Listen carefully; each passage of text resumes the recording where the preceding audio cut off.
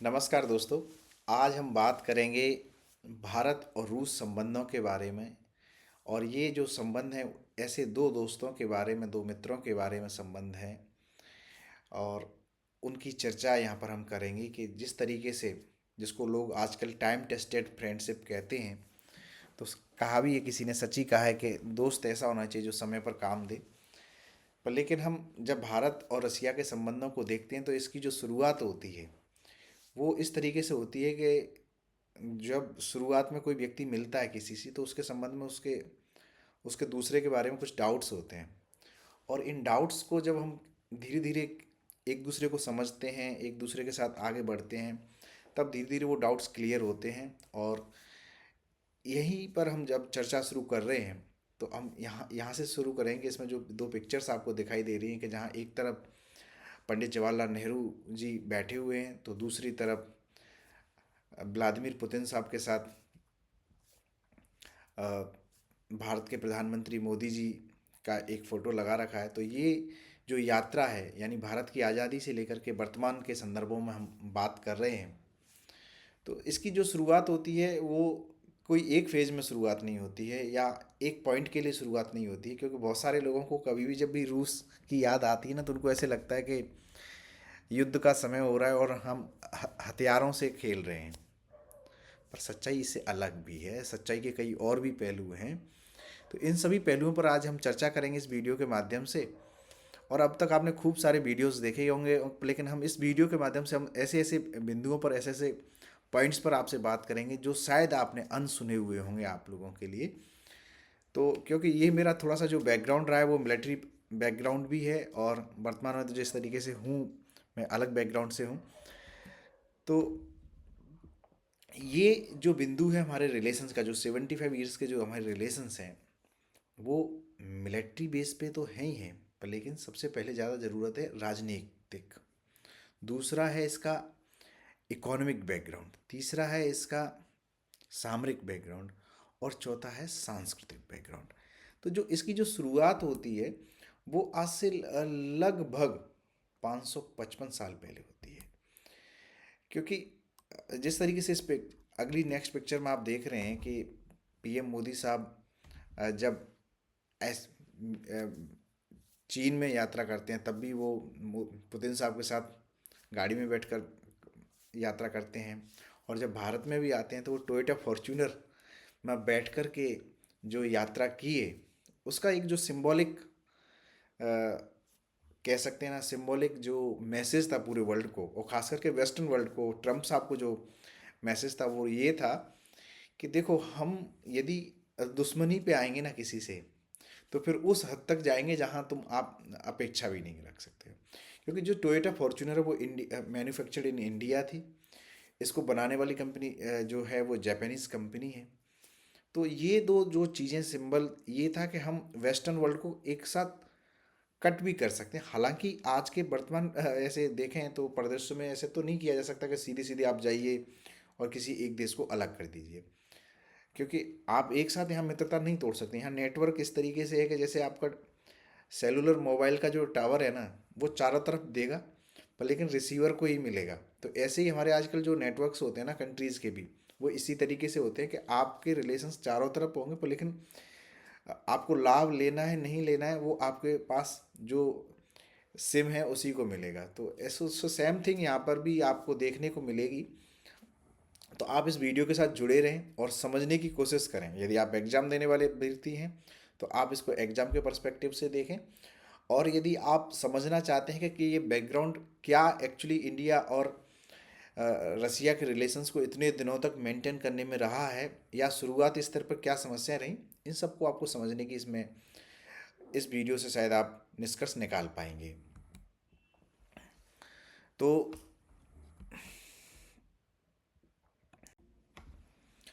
तो सबसे पहले जो शुरुआत होती है हमारे रिलेशंस की, और वो शुरुआत होती है आज से 555 साल पहले। क्योंकि आप लोगों ने जब भी पढ़ा होगा ना कि किस यूरोपियन व्यक्ति ने भारत में समुद्री मार्ग खोजा, तो हम सब लोग कहते हैं वास्को डी गामा। पर कभी ये विश्व एक पॉइंट पर कभी भी नहीं रुका है। 1466 ईस्वी में त्वेर यानी रसिया में एक स्थान है त्वेर, वहाँ से एफेंसी निक्टन नाम का एक व्यक्ति जो उस समय पर भारत आता है और भारत में आकर के यहाँ पर रहता है। उसने लगभग 3 साल यहाँ पर बिताए। यहाँ के लोगों की और संस्कृति के बारे में उसने जा कर के लिखा और सब बताया कि किस तरीके से कहाँ भारत है और क्या भारत की संस्कृति है। और इसी को मार्क करने के लिए अभी इसी साल ब्रिक्स और इन सब के सपोर्ट से एक वॉयज मतलब एक समुद्री यात्रा जो तिबेर रसिया से शुरू की जा रही है और भारत में आकर के ये मिशन पूरा होगा। तो ये एक सिंबॉलिक मैसेज था कि हमारा जो कनेक्शन है रूस के साथ वो कोई एक दिन में बना हुआ रिलेशंस नहीं है, हमारा रिलेशन सदियों का एक रिलेशन है। और इसी को हम चीज़ों को क्लियर करने के लिए हमने इस बात को स्पष्ट रूप से मार्क किया है और पूरे विश्व को बताया भी है कि हम अपने रिलेशंस जो बनाते हैं वो सिर्फ किसी एक के न कहने पर बनाते हैं, हम इसको लगातार मेंटेन भी करते हैं और हम अपने अच्छे मित्रों के साथ एक अच्छी दोस्ती बनाए रखने की बात भी करते हैं।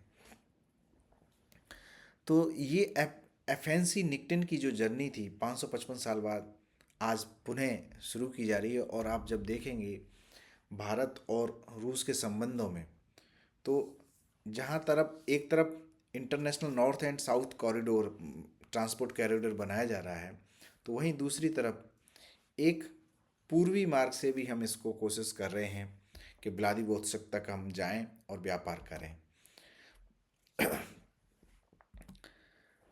उसके बाद हम अब शुरुआत करेंगे भाई कि हम जब देश आज़ाद हो गए, ये स्टोरी एक सांस्कृतिक स्टोरी हो सकती है, एक स्टोरी इसको लोग माने न माने कि 555 साल पहले कोई व्यक्ति आया नहीं आया, हालांकि इसके रिकॉर्डेड सबूत हैं अपने पास।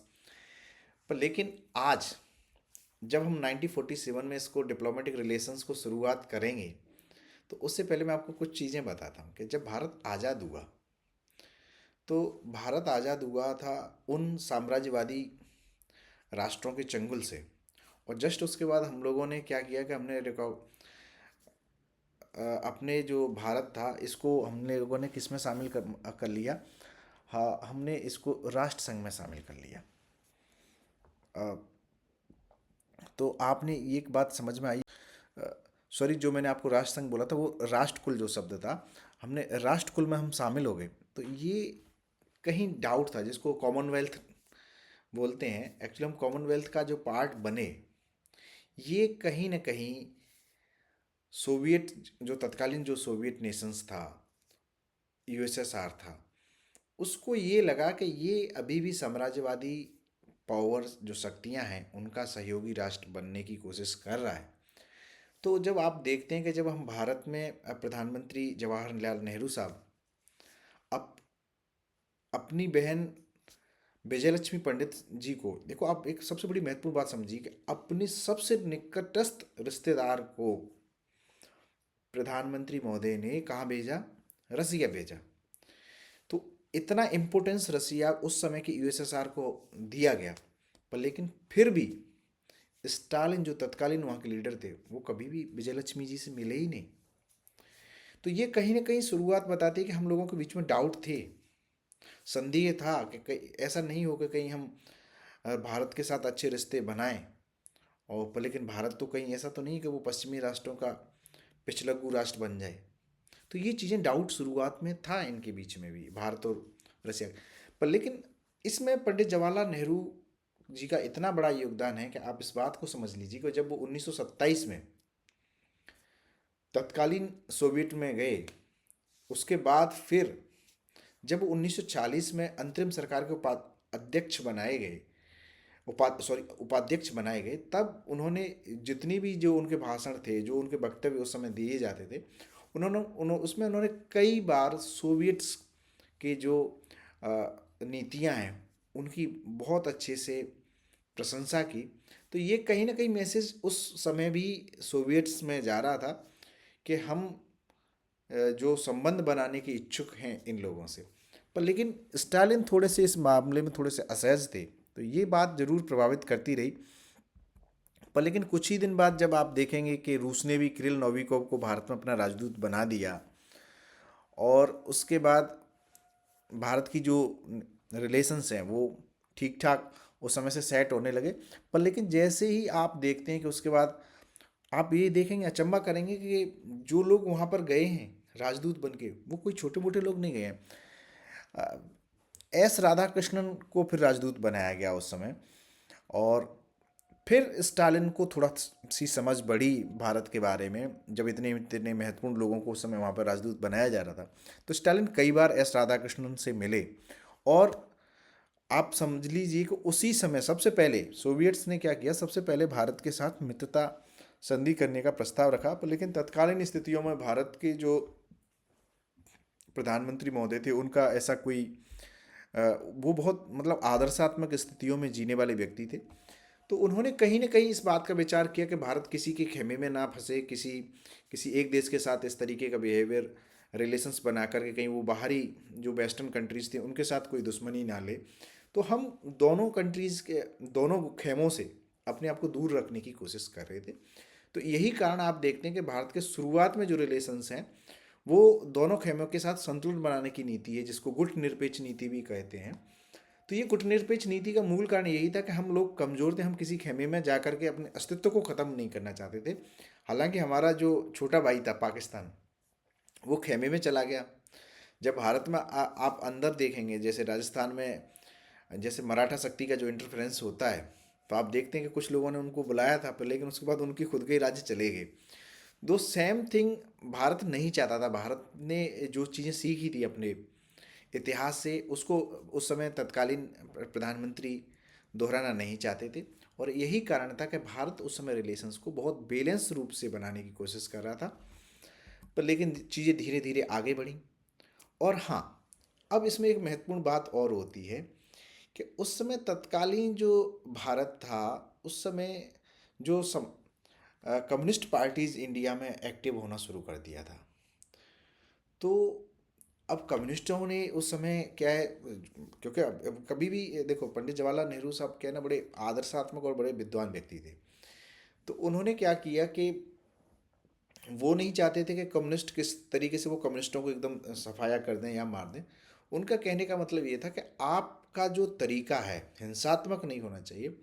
आप यदि लोकतंत्रात्मक तरीके से काम करना चाहते हैं, तो आप भी एक कहते हैं ना कि समाज में एक यदि विमर्श करेंगे और समाज में किसी समस्या का निदान कर सकते हैं, जिसको आर्थिक निदान कहते हैं, जो एक, क्योंकि कम्युनिस्ट भी एक साम्यवाद भी एक अपने आप में कह सकते हैं ना, एक आर्थिक नियोजन का एक नया तरीका हो सकता है।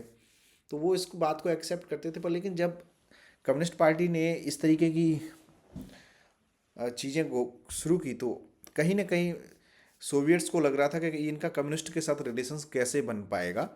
तो ये भी कई एक डाउट क्रिएट कर रहा था उस समय तत्कालीन स्थितियों में। पर लेकिन धीरे धीरे चीज़ें बढ़ी, और आप देखेंगे कि इसको एक साथ जो सबसे बड़ा जो जंप मिला, वो मिला प्रधानमंत्री जवाहरलाल नेहरू, जब 1955 में 15 दिवस की, एक दिन की 2 दिन की यात्रा नहीं, 15 दिवस की यात्रा, आज तक भारत के किसी प्रधानमंत्री ने 15 दिवस की यात्रा नहीं की है। वो लगभग 13,000 किलोमीटर उन्होंने रसिया के अंदर गए। इवन दैट कहते हैं कि जब वो रसिया उस समय तत्कालीन यूएसएसआर में गए, तो जो लोगों के द्वारा दिए जा रहे रास्ते में जहाँ पर उनका स्वागत किया जाता था, उनके फूल के जो गुलाबों के फूलों के गुलदस्ते उनको दिए जा रहे थे, तो उनका एक बार ना हाथ घायल हो गया था, उंगली घायल हो गई थी। तो उनको ब्लड भी आ गया था उस कांटे। तो पंडित जवाहरलाल नेहरू ने इस बात को कहा था कि मैंने आपके लिए, यानी जो तत्कालीन सोवियट्स था उसके लिए अपना खून तक बहाया है। तो ये बात कहीं शो कर, वो इस तरीके का सिंबॉलिक एक स्पीच था या एक सिंबॉलिक स्टेटमेंट था, जिसका कहने का मतलब ये था कि भारत आपके लिए दिलो जान से आपके साथ है, आपके पक्ष में है। पर लेकिन जो हमारे रिलेशंस हैं वो थोड़े से हम अभी भी और पहले भी अपने रिलेशंस पर कभी भी दूसरे के गुलामी वाला प्रतीक कभी नहीं बनना चाहते थे। तो ये जिस तरीके से खुश मिजाजी से यूएसएसआर ने उनका जो स्वागत किया और उसी का वो लाभ उनको मिला, और बाद में भारत के जो रिलेशंस हैं वो विकसित होते चले गए।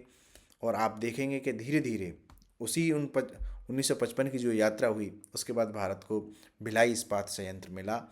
क्योंकि देखो, अब भारत उस समय ना अपने विकास की नींव रख रहा था, और भिलाई इस्पात जैसे कारखाने जो भारत में उस समय औद्योगिक ढांचे को मजबूत करने का सबसे बड़ा कारण बने, और यहीं से भारत और रसिया के संबंधों का एक फाउंडेशन, एक नींव तैयार होती है, विश्वास की जो नींव तैयार होती है।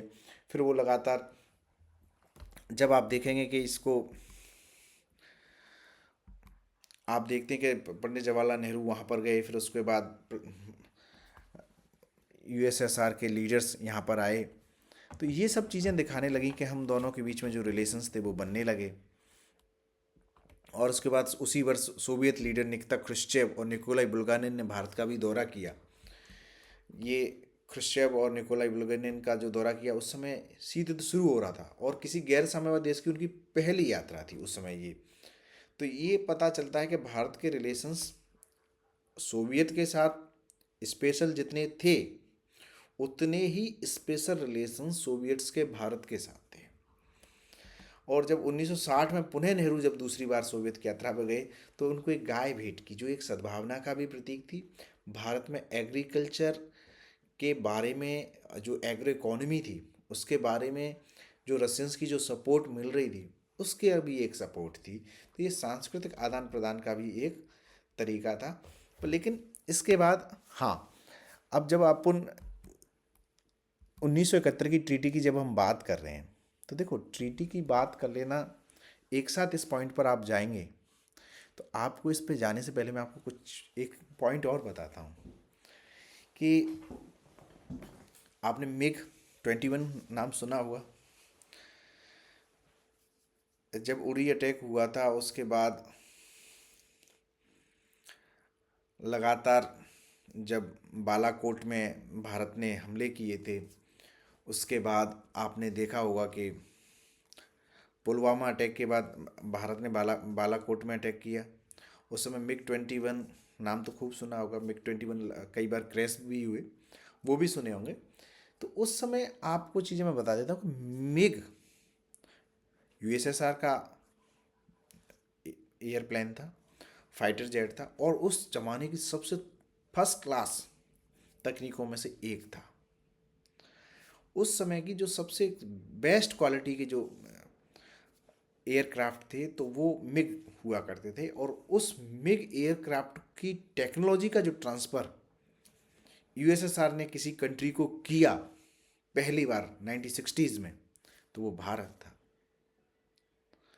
तो यहाँ से एक जो बात कल भारत के जो रक्षा मंत्री हैं उन्होंने कहा था कि special privileged relations, Rajnath Singh ji ने कहा, तो ये बात अपने आप में उस पॉइंट से 1960s से शो होती है कि भारत एक स्पेशल प्रिविलेज्ड कंट्री थी, उसको एक स्पेशल रिलेशंस इंडिया और रूस के बीच बीच में थे। और यही बात थी कि 1960 में हमको मिग जैसा एयरक्राफ्ट मिला। और आप देखते हैं कि लगातार हमारे रिलेशंस, इंदिरा जी के टाइम पर जब 1971 में treaty of peace and friendship cooperation होती है, देखो आपने एक बात और समझी होगी कि लगभग 1955 के समथिंग 1954 में भी भारत को रूस ने सैनिक सहायता देने की प्रस्ताव रखा था, पर लेकिन भारत ने उस समय तत्कालीन स्थितियों में इसको मना कर दिया कि हम मुफ्त में किसी की सैनिक सहायता नहीं लेंगे, क्योंकि कहीं ना कहीं इससे दूसरे देश के बीच में क्या होते हैं, रिलेशंस प्रभावित होते हैं, दूसरे देशों के बीच में कहीं ना कहीं संदेह की समस्या क्रिएट होती है। पर लेकिन हाँ, इसी के बीच में आपने 1962 आए, 1971 से पहले 1962 का इंडिया चाइना वार हुआ। उस इंडिया चाइना वार में एक आप चीज़ महसूस करेंगे कि उस समय भारत के रिलेशंस शुरुआती स्टेज में थे, पर लेकिन यूएसएसआर ने भले ही क्यूबाई मिसाइल संकट होने की वजह से किसी के पक्ष में नहीं गया, पर लेकिन उस समय उनका एक तो न्यूट्रल हो जाना, दूसरा तत्कालीन वहाँ के जो लीडर थे उन्होंने स्पष्ट रूप से कहा कि जो इनके जो वहाँ के नेता थे सुस्लोव, उन्होंने सुप्रीम सोवियत की एक बैठक में बिना दुविधा के इसके लिए कहा था कि चीन युद्ध के लिए जिम्मेदार है। तो आप समझ सकते हैं कि एक मित्र के साथ उस समय चीन और यूएसएसआर के रिलेशंस अच्छे थे और आज भी अच्छे हैं। पर लेकिन आप बात को समझिए कि एक कम्युनिस्ट कंट्री के खिलाफ एक कम्युनिस्ट लीडर ये कह दे कि आप युद्ध के लिए जिम्मेदार हैं। आज भी आप यदि किसी से इस बात को सच कह दें ना कि तुम लड़ाई के लिए जिम्मेदार हो, तो मैं सच बोलता हूँ आप लोगों को, आपकी दुश्मनी उससे बन जाएगी। तो उस समय जिस तरीके से सुस्लोव ने ये बात कही, तो वो कहीं ना कहीं अगेन भारत के पक्ष में थी ये बात। और धीरे धीरे हम लोग 1971 में आए, और 1971 में तो आपने देखा होगा कि किस तरीके से चीज़ें बदल गई। जो ट्रीटी ऑफ दोनों कंट्रीज़ के बीच में जो फ्रेंडशिप की जो ट्रीटी हुई, उसके बाद तो चीज़ें बदलती चली गई। और जो बांग्लादेश युद्ध हुआ, भारत और पाकिस्तान के मध्य में बांग्लादेश के ऊपर जो युद्ध हुआ, उसमें इसका सीधा सीधा आपको सपोर्ट दिखाई देती है। और मैं आज को आपको एज ए मिलिट्री पर्सपेक्टिव से एक चीज़ें बताता हूँ कि जब हम हथियार देखेंगे ना, तो आपको अभी भी भारतीय सेना के पास जो अधिकतर हथियार हैं, उसमें जो विश्वसनीयता जो सैनिकों के माइंड में होती है, वो रसियन हथियारों के ऊपर होती है। क्योंकि रसियन हथियारों में एक कहावत है, हम लोगों के यहाँ कहते थे कि भाई AK-47 को ना तुम पानी में डाल दो, कीचड़ में दबा दो, मिट्टी में दबा दो, और 1 महीने बाद बाहर निकालो और एक फुल थ्रू मारो, और 2 बार बिना रुके फायर करेगी। ये इतनी अच्छी हाई क्लास टेक्नोलॉजी रसियन हथियारों की है, विश्वसनीयता है। तो इसलिए, और यही नहीं, ये सपोर्ट जब आप देखेंगे तो ये इस तरीके से सपोर्ट नहीं था। क्योंकि पाकिस्तान के साथ जब भारत का युद्ध छिड़ गया, तो उसका जो, क्योंकि भारत, आपको तो पता है कि भाई पाकिस्तान तो पिछड़ों कंट्री थी, तो वो तो पहले ही चला गया था, सीटों में चला गया। उसके बाद उसने जिस तरीके से उनके साथ, अमेरिकन्स के साथ और यूरोप के साथ संबंध बनाए, तो अमेरिका ने क्या किया कि अपनी 7th फ्लीट वहाँ पर इंडिया के खिलाफ भेज दी। जब ये खूब सारी आपने बात सुनी होगी, पर लेकिन जब 7th फ्लीट उनकी आई, तो उसके बाद आया यूएसएसआर की तरफ से फिर 10th, जो उनका जो 10वीं ऑपरेटिव बैटल ग्रुप है, उसकी फ्लीट आ गई। तो दोनों, इसके बाद अमेरिकन भाग गए। अमेरिकन को लगा कि भाई बेफालतू में पंगा, हम आए थे इनसे लड़ने के लिए, पर लेकिन ये तो दूसरे लोग भी आ गए हमसे लड़ने के लिए।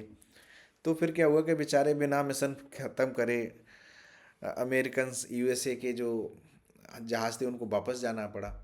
तो ये कहीं ना कहीं दिखाता है कि दोनों देशों के बीच में कितने रिलेशंस थे। कि यानी एक व्यक्ति, आप लोग भी आज अ, अब तो थोड़ी थोड़ी उम्र बढ़ गई होगी आप लोगों की, पर लेकिन आजकल जो बच्चे होते हैं ना, यदि एक बच्चे से झगड़ा होगा ना, तो उसके 2 मिनट में उसके 10-20 फ्रेंड इकट्ठे होके आ जाएंगे, हॉकियाँ डंडे लेके। चाहे भले ही फिर वो पुलिस में FIR हो या कुछ भी हो, हालांकि ऐसे काम नहीं करने चाहिए। तो ये जो सिस्टम है ना कंट्रीज़ के बीच में, वो कहीं ना कहीं हमें भारत और पाकिस्तान के मध्य में जो बांग्लादेश युद्ध होता है 1971 वाला, उसमें ये दिखाई देती है कि देख भैया, तू अपने दोस्त को बुलाएगा तो हम भी अपने दोस्त को बुला लेंगे, ठीक है। और यही अमूमन एक आम आदमी की जो धारणा होती है ना, तो वो तो यही सोचता है कि देख भाई, तू मेरे काम आ सकता है तो बता, यदि तू काम नहीं आ सकता है ना, तो तेरी दोस्ती तेरे लिए, ठीक है। तो यही चीज़ आपको यहाँ पर समझ में आती है कि जैसे उन्होंने 7th फ्लीट भेजी, तो यहाँ से 10th ऑपरेटिव बैटल ग्रुप यहाँ से USSR के माध्यम से आ गया। और उसके बाद फिर आपको पता ही है कि जब आपके साथ कोई इतनी बड़ी शक्ति हो, और फिर हमारे लिए पाकिस्तान तो हमेशा से ही एक, चाहे पाकिस्तान के पास कितने भी उन्नत जहाज़ हों, चाहे पाकिस्तान के पास USA के, चाइना के कितनी भी उन्नत चीज़ें रही हों, पर लेकिन हमेशा भारतीय सेना ने, भारतीय लोगों ने पाकिस्तान को धूल चटाने में कोई कसर नहीं छोड़ी है। चाहे वो वैश्विक स्तर पर, वैश्विक वेस्टर्न मीडिया के माध्यम से अपनी जीत के जयकारे खुद लगाए, जीत के जयकारे वो खुद लगाए और उसके सहयोगी लगवाएं। पर मैं असलियत में बता रहा हूँ, मैं एक सैनिक के रूप में बता रहा हूँ कि हमने उनको कभी भी जीतने नहीं दिया है। पाकिस्तान को तो जब चाहे, मैं तो कई बार ये कहता था मैं क्या, मेरे मतलब बटालियन में जो लोग थे ना, वो ये कहते थे कि भाई पाकिस्तान को तो जब चाहे बिना राइफलों के कूट लो। और वो कई बार F-16 ला रहे हैं, कभी कुछ ला रहे हैं, कभी किसी के साथ पैक्ट कर रहे हैं, कोई JF थंडर ला रहा है। तो ये कुछ भी ले आए, भारतीयों का जो दिल है ना, मैं तो सच बताता हूँ, कई बार तो कहते हैं ना, भारतीय सेना मुंह देना तो पाकिस्तान भेजे। हालांकि ये बात नहीं कहनी चाहिए इस प्लेटफॉर्म पर, लेकिन आप चीज़ों को समझिए ये बात को कि पाकिस्तान की इमेज इतनी भिखमंगे जैसी हो रही है कि वो इन सब चीज़ों में भारत की मुकाबला कभी नहीं कर सकता। ठीक है। तो उसके बाद बहुत बढ़िया विजय हो गई भारत की, और भारत की बल्ले बल्ले हो गई। अब उसके बाद तो क्या है कि भारत का विश्वसनीयता भी बढ़ गई और भारत का आत्मविश्वास भी जाग गया। जब किसी राष्ट्र का सोया हुआ आत्मविश्वास जाग जाता है ना, तो फिर उस राष्ट्र से टकराना बहुत मुश्किल हो जाता है। और वही हुआ कि फिर भारत 1971 के बाद भारत ने भी कभी पीछे मुड़ करके नहीं देखा, और न ही कभी USSR ने अपने रिलेशंस में कभी कमी लाने की कोशिश की। और ये लगातार बढ़ते रहे, पर लेकिन फिर एक चैलेंज का समय आया, जब 1991 में USSR का विघटन हो गया। जब USSR का विघटन हुआ तो अब समझ में नहीं आए भारत को कि भारत USSR का लीडर बनेगा कौन, क्योंकि USSR के रिटायर्ड अलग हो जाने के बाद चीज़ें बड़ी मुश्किल हो गई थी। क्योंकि आप देखते हैं कि गोरबाचेव ने जब इस्तीफा दिया, उसके बाद ये पॉलिसीज़ लाए कि हम सब लोग राष्ट्रों को अलग अलग करते हैं, तो इंडिपेंडेंस हो गई। तो उसके बाद समझ में नहीं आ रहा था किया क्या जाए। पर लेकिन आपने देखा हो कि 1991 के बाद रसिया इमर्ज हुआ, USSR के एक विरासत को लेकर आगे बढ़ा। और इसी विरासत को लेकर के जो रसियन फेडरेशन थी, उसने इन मित्रता को आगे बढ़ाया। और PV नरसिम्हा राव इसी विश्वसनीयता को दिखाने के लिए, अपनी मित्रता को निभाने के लिए 1992 में भारतीय प्रधानमंत्री PV नरसिम्हा राव जी ने वहाँ की यात्रा की। और इस यात्रा के बाद हमारे रिश्ते पुनः बहाल हो गए, और उसके बाद चीज़ें बदलती चली गई। और उसके बाद 2000 में हमने क्या किया, उनके साथ एक स्ट्रेटेजिक पार्टनरशिप डिक्लेरेशन की, एक सामरिक रणनीतिक साझेदारी की जो घोषणा हुई। और ये बात 2000 में जाकर के अटल बिहारी वाजपेयी और वर्तमान प्रेसिडेंट व्लादिमीर पुतिन साहब, आप समझ सकते हैं उनका लंबा जो एक लंबे अरसे से वो US रसिया के प्रेसिडेंट हैं। तो ये देख लीजिए इस पिक्चर के माध्यम से कि वो अटल बिहारी वाजपेयी के समय पे भी प्रेसिडेंट थे। तो ये चीज़ें समझ में आती है कि उनके रिलेशंस और उनको जितनी अंडरस्टैंडिंग है भारत और रूस के संबंधों के बारे में, वो शायद ही उनके किसी अन्य लीडर को रही होगी जितनी समझ पुतिन साहब को है। और 2010 में हमने उस समय की जो मैत्री संबंधों को और आगे मजबूत करते हुए special and privileged strategic partnership pact sign किया। तत्कालीन प्रधानमंत्री मनमोहन जी ने और वहाँ के दिमित्री मेदवेदेव साहब ने। अब कई लोग कहते हैं ये पार्टनरशिप मैटर क्यों करती है। देखो, पार्टनरशिप के लिए कोई ऐसी चीज़ नहीं कि भाई सिर्फ हथियारों तक हम लोग सीमित हैं। हथियार एक पार्ट है।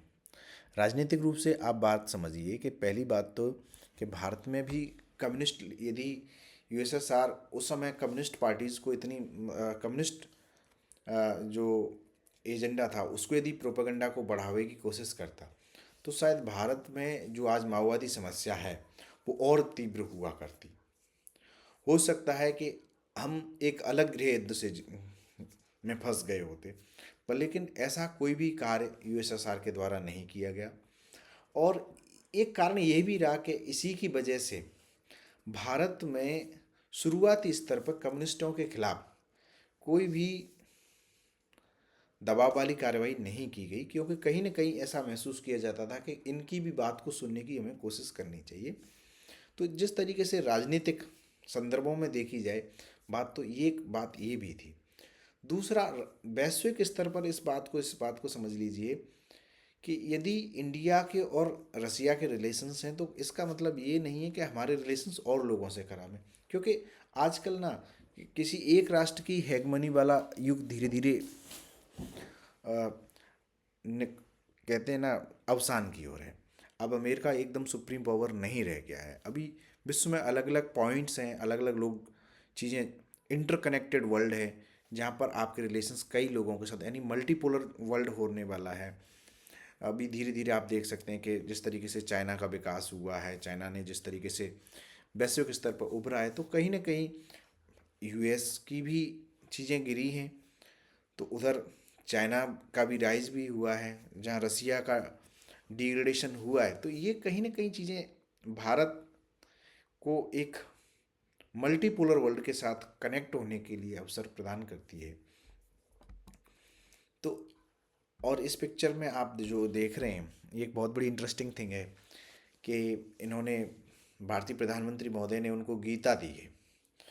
और गीता ऐसे समय पर उनको, पुतिन साहब को दी गई है कि जब उनके ऊपर पूरे विश्व स्तर से एक दबाव है, पश्चिम से दबाव है कि उनको किसी तरीके से युद्ध को ख़त्म करना चाहिए या युद्ध को उनकी शर्तों पर ख़त्म करना चाहिए।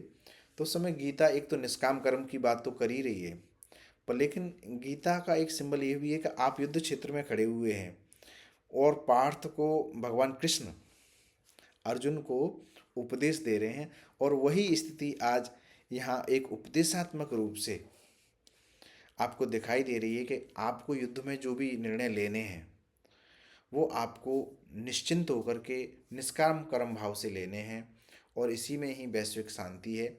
और यही बात आपने जब भारतीय प्रधानमंत्री महोदय का जो स्टेटमेंट आपने सुना था, तो आपने सुना होगा कि उन्होंने यूक्रेन युद्ध का जिक्र किया। और इससे पहले भी जब भारतीय प्रधानमंत्री वहाँ गए थे रसिया में, तब उन्होंने इस बात का वहाँ पे भी ये टाइम टू डायलॉग बोला था, टाइम टू डेमोक्रेसी के लिए बात की थी। तो ये चीज़ें कहीं ना कहीं याद दिलाती हैं कि भारत हमेशा से ही गीता की जो ये फिलॉसफी है उसमें काम करता है। और हमारे आरएस के स्टूडेंट्स और जो आईएएस के स्टूडेंट्स हैं उनको तो एथिक्स में गीता का निष्काम कर्म योग हमेशा ही ध्यान ध्यान रखने की बात करता है, करनी होती है। ठीक है। अब डिफेंस पार्टनरशिप की बात करें तो डिफेंस पार्टनरशिप तो आपसे क्यों ही भूलेंगे, आप लोगों को पता ही है कि अब डिफेंस पार्टनरशिप में तो भारत के सिर्फ हथियारों तक सीमित नहीं रही हैं बातें। हम लोगों ने कहीं न कहीं इस बात को यहाँ तक लेके गए हैं कि हम एक दूसरे के लिए लड़ने के लिए भी तैयार हो गए। तो अब जो लड़ाई होती है, तो लड़ाई में सिर्फ कई बार ऐसा नहीं होता है कि लड़ाई सिर्फ आपकी एक पॉइंट पर होती है। लड़ाई के भी कई पॉइंट्स होते हैं। जैसे लड़ाई सामने आमने सामने से तो हो ही रही है, तो लड़ाई बैकफुट पे भी हो रही है। क्योंकि देखो बैकफुट पे क्या है, आपको सप्लाई चाहिए। बैकफुट पे आपको क्या चाहिए, रिप्लेनिशमेंट चाहिए। बैकफुट पर आपको राजनीतिक सपोर्ट भी चाहिए। तो ये सब काम करने में भी इंटरनेशनल रिलेशंस काम करते हैं। और रसिया ने इसमें बहुत अच्छे से काम किया है कि जब भी हम बात कर रहे थे कश्मीर के मुद्दे पर, तो आप देखेंगे कि लगभग 1955 के आसपास से ही सोवियत संघ ने कश्मीर के इशू पर जब यूएन में गए हैं ना, तो यदि इंडिया के खिलाफ कोई भी स्टेटमेंट आया है या इंडिया के खिलाफ कोई प्रस्ताव लाने की कोशिश की है तो वीटो कर दिया है। तो ये राजनीतिक और राजनयिक रूप से भारत के लिए बहुत महत्वपूर्ण चीज़ है कि आपको उस समय की यूएन सिक्योरिटी काउंसिल में वीटो मिल जाए आपके खिलाफ किसी एक्शन पे। तो ये बहुत अच्छी बात है। और बहुत महत्वपूर्ण बात इसलिए हो जाती है क्योंकि उस समय यूएन सिक्योरिटी काउंसिल बहुत मजबूत हुआ करती थी। यद्यपि अभी धीरे धीरे से उसका भी डिक्लाइन होने लगा है। अभी कोई यूएन सिक्योरिटी काउंसिल की बात मानने को तैयार नहीं है क्योंकि कंट्रीज़ भी मजबूत होने लगे हैं कुछ। ठीक है। अब देखो इसमें बात कर रहे हैं कि देखो हम 2020-24 में भी जो हथियारों की जो रिपोर्ट से आती है ना, तो हम भारत के अभी भी हथियारों में 36%, लगभग 36% जो टॉप आर्म्स हैं ना वो इंडिया के, वो अभी भी रसिया से हैं। क्योंकि Su-30 जो जहाज़ हैं, Sukhoi-30 जहाज़ रसिया से आते हैं, आपको पता होगा। T-90 टैंक्स थे, BMPs थी, ये जो टैंक्स थे, AK-47 राइफल्स हैं। अभी भारत में AK-203 है, AK-203 इसको शेर राइफल्स भी कह रहे हैं, जो भी उत्तर उत्तर प्रदेश में बनाई जा रही हैं। ये रसियन मेड हैं। ठीक है। हम लोगों को आप लोगों ने ध्यान नहीं दिया होगा, हम लोग जब अभी एक युद्ध की प्रैक्टिस किया करते तो उस समय एक एगला एगला नाम की एक चीज़ों का ध्यान रखते थे कि जो खास करके एडी वालों के पास मिलती है, एयरफोर्स वालों के पास मिलती है। और इसको लेकर के एयरफोर्स वाले लोग अभी जब ऑपरेशन सिंदूर हो रहा था तो टंकियों पर चढ़कर बैठे हुए थे, इगला नाम की एक मिजाइल को लेकर के। तो ये सब अमूमन रसियन मेड है, ठीक है। तो यानी इनके जो रिलेशंस हैं वो सिर्फ यहीं तक नहीं है। अभी भी 60 to 70% of Indian military hardware still आज तक किसका है? रसियन है। देखो मैं जो इगला की बात कर रहा था वो इगला एस मिसाइल से, ये पोर्टेबल होती है। इसको मैन पैड्स भी कहते हैं क्योंकि ये कंधे पर रख कर के इसको फायर किया करते करते हैं। जैसे जहाज आता है इसमें एक बाइनोकुलर टाइप का एक लगा रहता है, उससे हम जहाज को लेते हैं लाइन पे और कंधे से लगा के फायर कर देते हैं। और फायर करने के बाद वो जहाज को कई बार मार गिराते भी हैं ठीक ठाक से, यदि सेट बैठ जाए तो 60 to 70% स्टिल। अभी आपने डाउट हो रहा होगा, 36% कह रहे थे, अभी 38% कह रहे थे सर, और फिर अभी 60-70%। देखो पहले हमारे जो हथियार आ रहे थे ना, तो एक लगभग 90+% हथियार रसिया से आ रहे थे। पर लेकिन अभी जो धीरे धीरे हमारे पास जो हथियार आए हैं वो क्या है कि हमने अपने जो आर्सेनल है ना उसको क्या है मल्टी सोर्सेज से भरना शुरू कर दिया। क्योंकि कई बार क्या कहते हैं ना, ये जो वैश्विक संबंध होते हैं वो बड़े क्लिष्ट होते हैं। यहाँ एक व्यक्ति पर या एक वस्तु पर आप रुक गए तो आप कहीं ना कहीं अपने आप को कमज़ोर कर लेते हैं। और फिर मैंने आपको पहले ही बोल दिया कि मल्टीपोलर वर्ल्ड में आपको चीज़ें एक दूसरे के साथ बनाए रखनी होती हैं, इन रिलेशंस को बनाए रखना होता है। सो दैट्स वाई आज भी हमारे 60 to 70 पर, लेकिन क्योंकि इन आर्सेनल में जो चीज़ें पुरानी खरीदी हुई हैं उनके अभी टाइम बचा हुआ है, तो अभी भी हम बहुत सारी चीज़ों के लिए नेवी में आप फ्लीट को देखेंगे तो नेवी में आईएनएस विक्रमादित्य जो है, वो आईएनएस चक्रा नाम की जो पनडुब्बी है वो भी हमने यूएसएस रसियन से ली है। तो अभी मिलिट्री हार्डवेयर जो है वो लगभग 60 to 70% रसियन है। और यही कारण है कि भारत में जो सैनिकों के लिए रसियन कोर्स कराया जाता है, खास करके नेवी के लोग, एयरफोर्स के लोग रसियन लैंग्वेज का कोर्स इसलिए करते हैं क्योंकि जब वो लोग वहाँ पर प्रशिक्षण के लिए जाते हैं या चीज़ों के लिए जाते हैं तो उनको बेटर अंडरस्टैंडिंग, उनको अच्छा कम्युनिकेशन स्किल्स क्रिएट हो पाते हैं, जिससे उनका प्रशिक्षण ठीक ठाक हो पाता है। यहाँ पे ये जो पिक्चर आ रही है इसमें BMP है, ये सुखोई 30 MKI Mark 1 है। और देखो आप चीज़ें समझने की कोशिश करो कि रसिया सिर्फ हथियार बेचता नहीं है, रसिया हम लोगों को टेक्नोलॉजी भी देता है। और यही कारण था कि ऑपरेशन सिंदूर में जिसका आपने सबसे ज़्यादा नाम सुना होगा, S-400। तो जो S-400 थी, हम लोगों के एग्ज़ाम में एक्चुअली RAS के एग्ज़ाम में इन्होंने क्या पूछा था, थार्ड पूछी थी। थार्ड क्या है? अमेरिकन US का एक सिस्टम है, एंटी मिसाइल सिस्टम है। तो उसको भारत ने नहीं खरीदा था। उसका मूल कारण ये था कि USA भारत को तकनीक ही नहीं देना चाह रहा था, सिर्फ बेचना चाह रहा था। तो बाबा भाई तू बेचता ही रहेगा तो हम लोग कब सीखेंगे अपना बनाना? तो इसलिए भारत ने उस समय डिनाई कर दिया कि वो भारत ने उनकी बात को नहीं लिया। यहाँ पे स्पष्ट रूप से देखा है कि हथियार और निर्यात का, अब देखो, और ऐसा नहीं है कि हम हथियार उनसे खरीदते हैं तो ये हमारे लिए लाभदायक है। दूसरे की दुकान भी हमारे भरोसे चलती है, ये भी ध्यान रखना। यदि हम उससे खरीदते हैं तो दुकान भी उसकी चलती है। देखो 38% जो आर्म्स बनाती है ना यू रसियन कंपनीज, उसका 38% हम लोग खरीदते हैं। और जो चाइना बहुत बहुत करता है ना वो भी 17% खरीदता है। तो 38% खरीदता है तो हम रसियंस के लिए चाइना से बड़े लोग हो गए ना सब। भाई हम ज़्यादा का माल, दुगना माल खरीद रहे हैं ना उससे ठीक है। तो जो जो दुगना माल खरीदेगा तो वो उसका इम्पोर्टेंस ज़्यादा होगा, ठीक है। तो यही कारण है कि आपके रिलेशंस सिर्फ एक पॉइंट पर निर्भर नहीं करते, आपके रिलेशंस पॉइंट पर निर्भर करते हैं कि आप चीज़ों को किस तरीके से डील करते हैं। अब इसमें बहुत सारी चीज़ें बताई गई हैं कि देखो भाई ब्रह्मोस है, वो कहाँ से आता है? ब्रह्मोस का नाम ही ब्रह्मपुत्र और मॉस्को नदी पे रखा हुआ है। जिसको विश्व की सबसे बेस्ट मिसाइल्स में माना जाता है, क्रूज मिसाइल्स में, ठीक है। उसके बाद इसको भारत की यदि कोई मिसाइल की वर्ल्ड में कोई डिमांड है तो वो ब्रह्मोस मिसाइल है, उसकी सबसे ज़्यादा वर्ल्ड में डिमांड है। सुखोई 30 MKI है, S-400 है, INS विक्रमादित्य, AK-203 राइफल हैं, ठीक है। ये सब रसियन है। AK-47 तो खूब नाम सुना होगा भैया, लोग गाड़ियों पर छप फोटो लगाए घूमते रहते हैं, ठीक है। S-400 का तो ने तो ऑपरेशन सिंदूर में क्या कर दिया, खूब सारा हंगामा मचा दिया। अब आप लोगों ने एक नाम सुना होगा, सुदर्शन। एक्चुअली भारतीय जो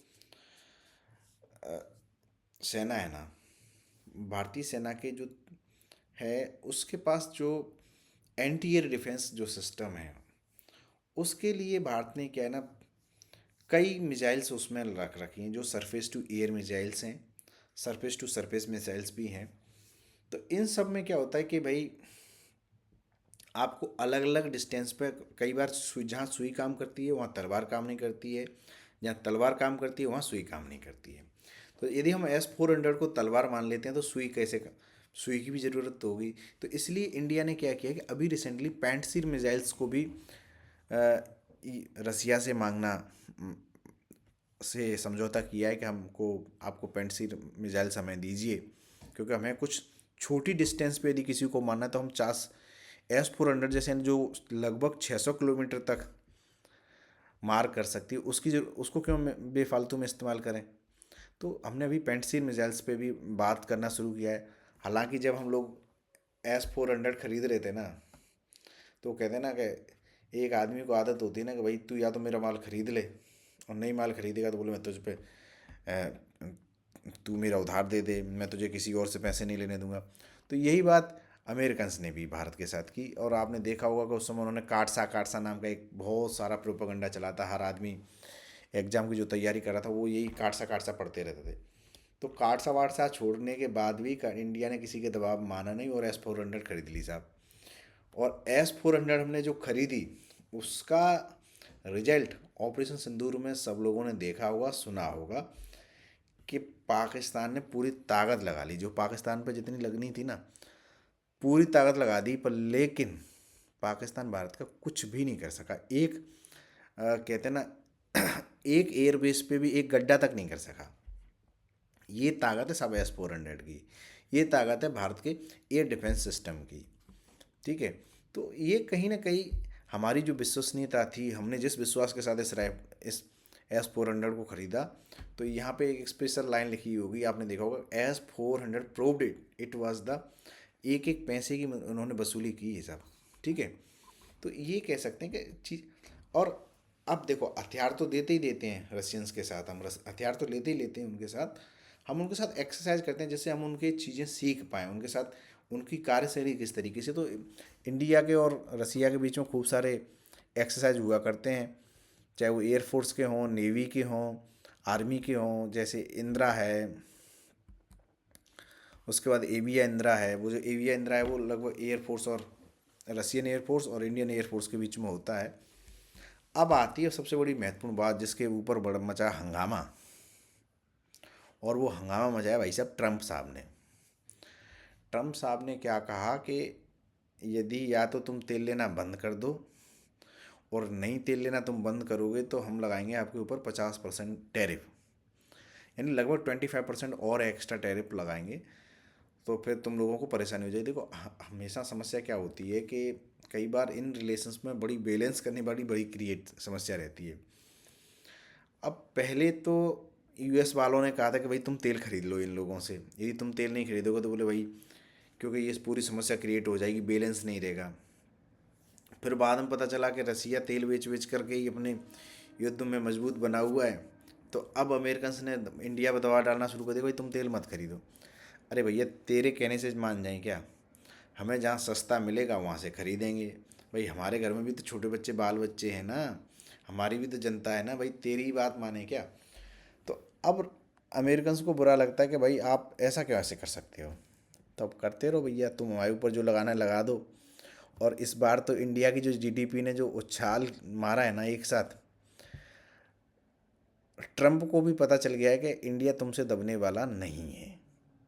हालांकि इंडिया ने तेल में कटौती की है, पर लेकिन उनको ये बात समझ लेनी चाहिए कि हम,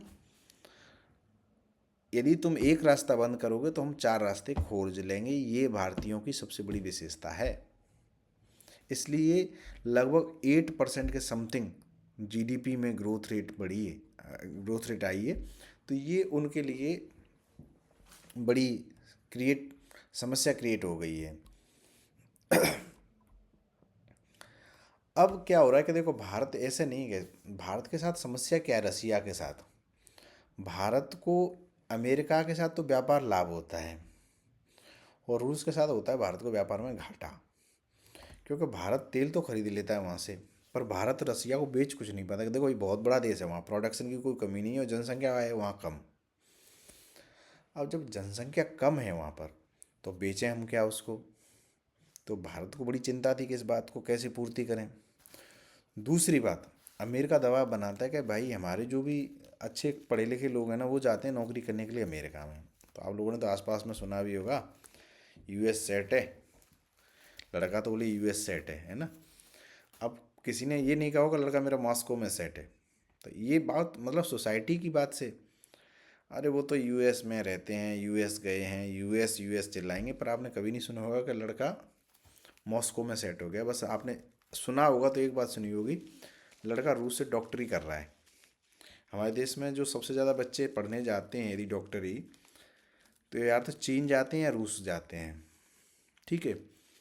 और जब ये युद्ध हुआ था ना यूक्रेन से, यूक्रेन में भी जाते हैं। रसिया के आसपास खूब सारे बच्चे जाते हैं।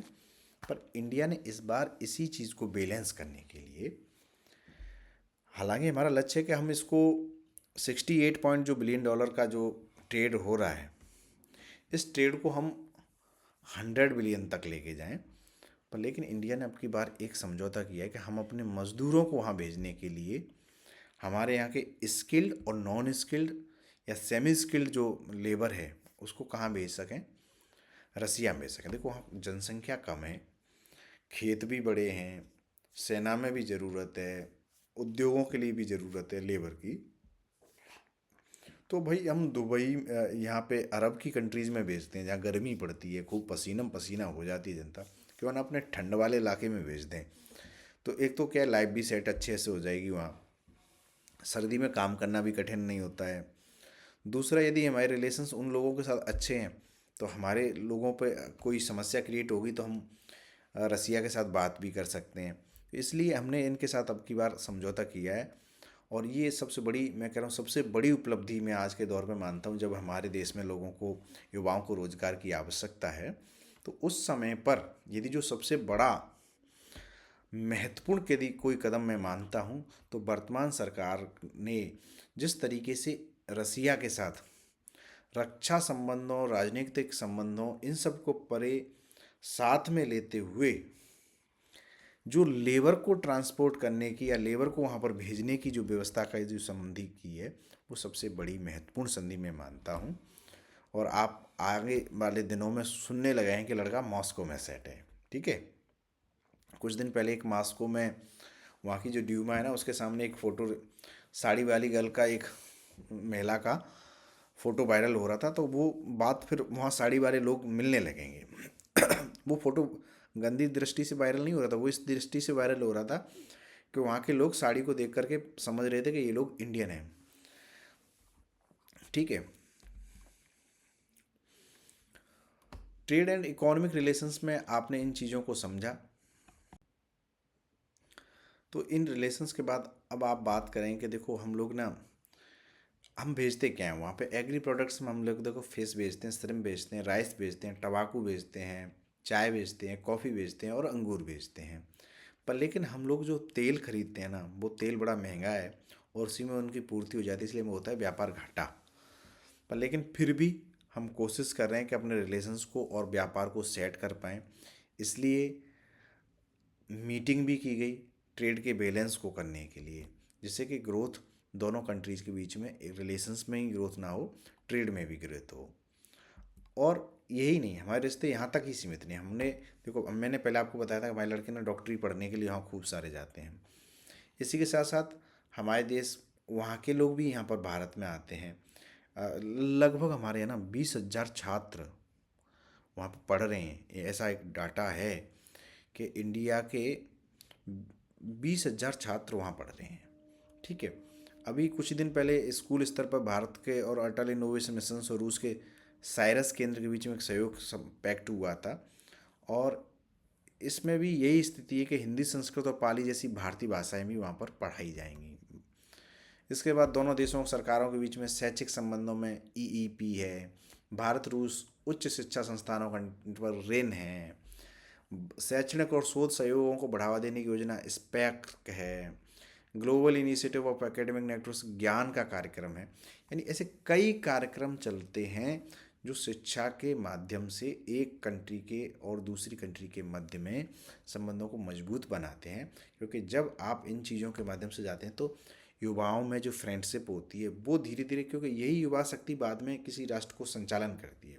तो जब आपको एक दूसरे राष्ट्र की कल्चर के बारे में, एक दूसरे लोगों के माइंडसेट के बारे में अच्छा सा समझ होती है, तो ये रिलेशंस को मजबूत करने की कोशिश करती है। और हाँ, हम लोग जिस गगनयान की बात करें ना कि भारत अब कुछ ही दिनों में चंद्रमा पर जाएगा, भारतीय कुछ लोग अभी अंतरिक्ष में जाएंगे। अभी कुछ दिन पहले शुभांशु शुक्ला का आपने खूब सारे वीडियोज, उनके इंटरव्यूज़ देखे थे ना। उनको भी शुरुआत में जो प्रशिक्षण मिला था ना, वो रसिया में मिला था। भारत के गगनयान की यात्रा के लिए जो तैयारी कराई जा रही थी उसमें रसिया का बहुत बड़ा योगदान है।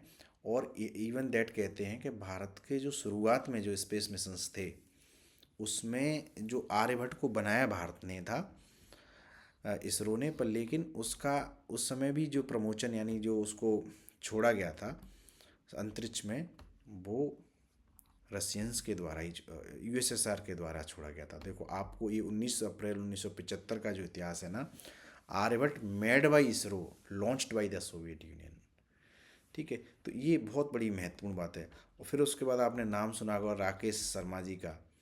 तो राकेश शर्मा भी 1984 में जब गए थे वो सोयूज मिशन से गए थे, वो भी यूएसएसआर के साथ ही गए थे।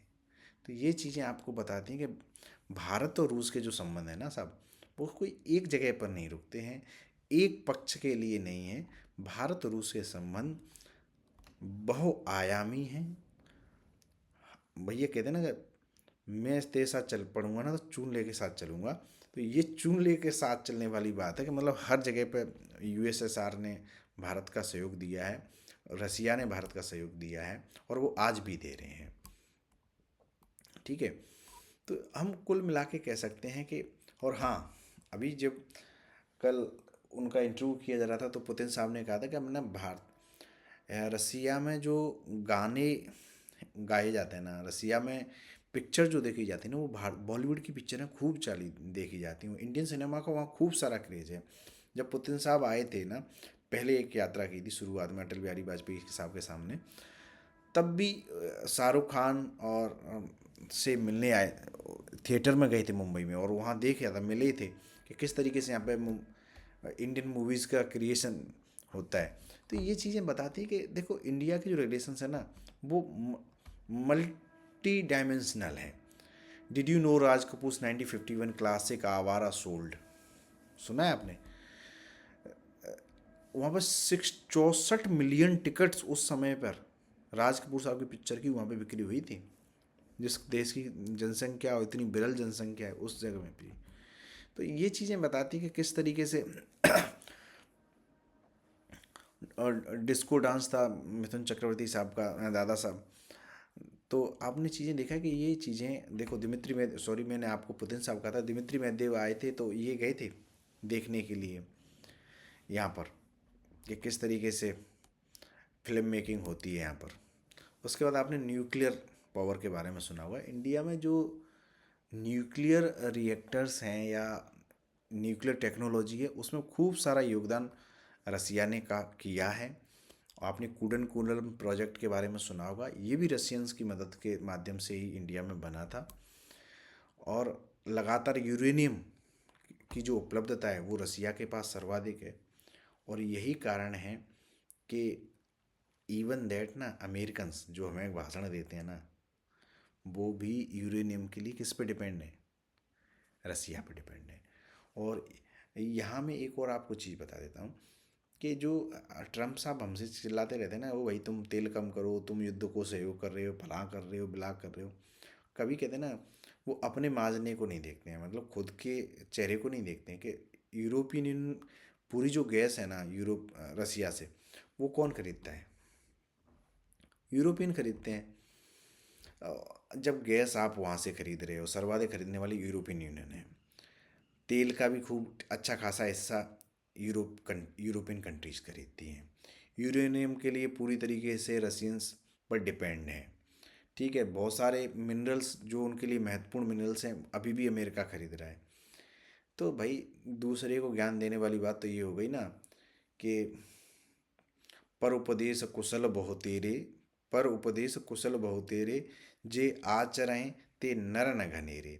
तो भैया ऐसे भाषण देने से कुछ होता नहीं है। हमें अपना देश चलाना है, तुम्हें अपना देश चलाना है, हम अपना देश अपनी तरीके से चलाएंगे। तुम्हें अपना देश तुम अपनी तरीके से चलाओ, हमारे भट्टे में टांग मत अड़ाओ भाइयों। और यदि ऐसी आदत है तो अड़ाते रहो। यहाँ एक कुछ डाटा दिया, देखो आप देख लो कि क्रूड ऑयल इंडिया नहीं खरीदती, चाइना भी खरीदता है। अब चाइना तो बाप है, साले थप्पड़ मार देगा इनके। अब ये हमको कहते रहते हैं, है ना, कि आप क्यों खरीदते हो, आप क्यों खरीदते हो? अरे आप भी खरीदते हो तो कृपया करके दूसरे को ज्ञान देना बंद कर दो। ठीक है। अब देखो चाइना कोल भी खरीदता है, ऑयल प्रोडक्ट्स टर्की खरीदती है, फिर उसके बाद चाइना खरीदता है, फिर ब्राज़ील खरीदता है, यूएई खरीदता है। पाइपलाइन गैस तो यूरोपियन यूनियन सर्वाधिक खरीदता है, इंडिया का तो नंबर ही नहीं है इसमें पूरे में। देखो एलएनजी देखो, यूरोपियन यूनियन खरीदता है। अरे तेल खरीदते हैं भाई, तेल की हमें ज़रूरत है, तुम क्यों इतनी नेतागिरी करते हो? तो कई बार इस तरीके से आपने चीज़ों को समझा कि भारत के जो संबंध हैं वो सिर्फ और सिर्फ भाषण तक सीमित नहीं है। भारत और रूस के संबंध धरातलीय संबंध हैं। एक दूसरे देश के साथ एक लंबी अंडरस्टैंडिंग दोनों कंट्रीज ने डेवलप की है। और समय समय पर जब भी रिक्वायरमेंट हुई है तो इसके लिए दोनों कंट्रीज ने अपने रिलेशंस को सिद्ध किया है और बताया है कि हम एक दूसरे का कितना विश्वास करते हैं।